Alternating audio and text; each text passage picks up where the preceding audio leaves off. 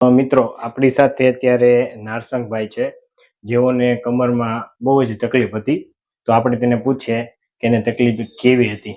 સાહેબ, આપને કેવી તકલીફ થતી હતી જ્યારે દુખાવો થયો ત્યારે? શરૂઆતમાં દુખાવો થયો ને તો થોડો ધીમો ધીમો હતો, પણ પછી 10 દિવસ પછી વધારે પડતો દુખાવો થઈ ગયો. અને એક સમય તો એવો આવ્યો કે હું 8 દિવસ છે ને હું જમી નથી શીખ્યો. ડાઇનિંગ ઉપર બેસું ને 2 બટકા જેમાં પછી તરત ઊભા થઈ જવું પડે, પછી પાછું ઊભા તે 2 બટકા જેમાં પછી પાછું બેસી જવું પડે. એટલે ટૂંકમાં ઊભોય નહોતો રહી શકતો અને બેસી નહોતો શકતો, એકદમ આરામ કરવો પડ્યો.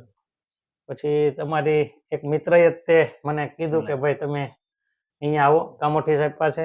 અને અહીંયા આવ્યા પછી જ્યાં માની લો કે 2 મહિનાની અંદર જે વ્યવસ્થિત રીતે કસરત ને બધું કર્યું ને આપની મહેનતને કારણે ખૂબ સારું છે, એમ અતિશય એમ. અને અત્યારે પહેલા જેવું જ તે શરીર થઈ ગયું, કોઈ મુશ્કેલી નથી.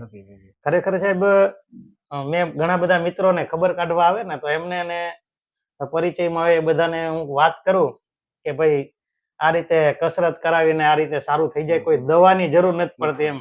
એટલે વિડીયો જોતા પહેલા ઘણા મિત્રો જે આવી રીતે સાયટિકા કે કોઈ કમરના દુખાવાથી તે જોવે ને તો એને પ્રારંભિક તબક્કામાં એવું લાગે કે આમ ડર લાગે જોતા, પણ ખરેખર હું એવો સંદેશ આપું છું કે ખરેખર છે ને આમાં ડરવાની કોઈ જરૂર નથી એમ. ખરેખર આ એટલી મસ્ત મજાની પ્રેક્ટિસ છે, શરીર છે.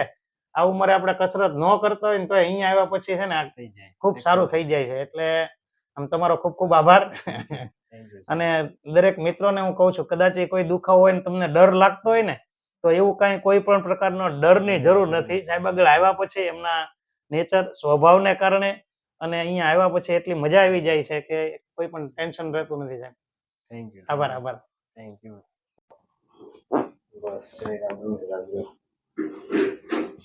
શરીર લૂઝ, ઊંડો શ્વાસ લ્યો, છોડો.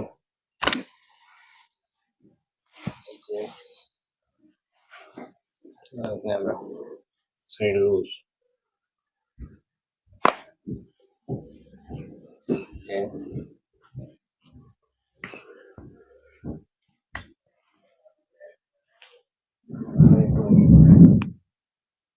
શરીર ઢીલું થઈ જાઓ.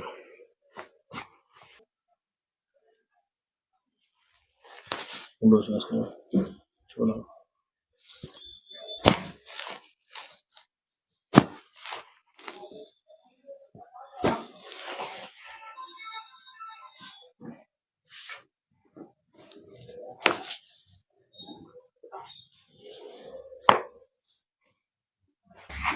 છોડતા નહીં.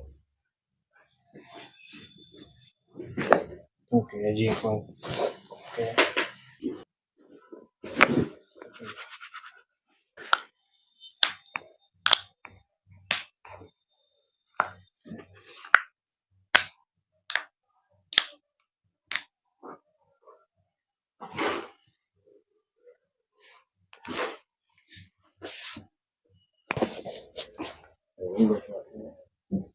છોડો. ઊંડો શ્વાસ લો, છોડો.